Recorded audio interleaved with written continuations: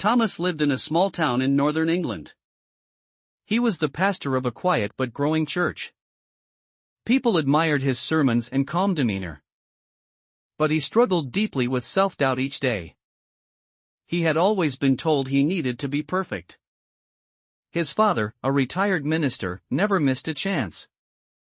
"You must set the example," he'd often say. So Thomas tried harder than anyone else. He woke early, studied hard, and prayed without ceasing. Yet nothing ever felt good enough. One Sunday, a young man came after service. He said, "Pastor, I've made so many mistakes. I don't think God can use someone like me." Thomas looked at him and saw himself years ago. He didn't know what to say at first. Then he whispered, "God uses broken vessels." That night, Thomas couldn't stop thinking about it. Was he really serving God or trying to prove himself? He opened his Bible and read 2 Corinthians 12 verse 9. "My grace is sufficient for you," God reminded him. Tears filled his eyes as truth washed over him. The next morning, he walked into church differently.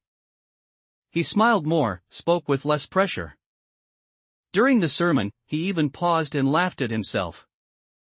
It was a moment of realness no one expected.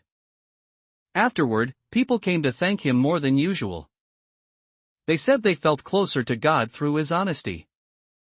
For the first time, Thomas felt free to be imperfect.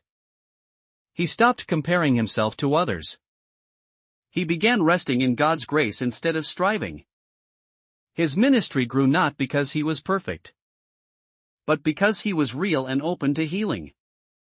He started counseling others who felt unworthy.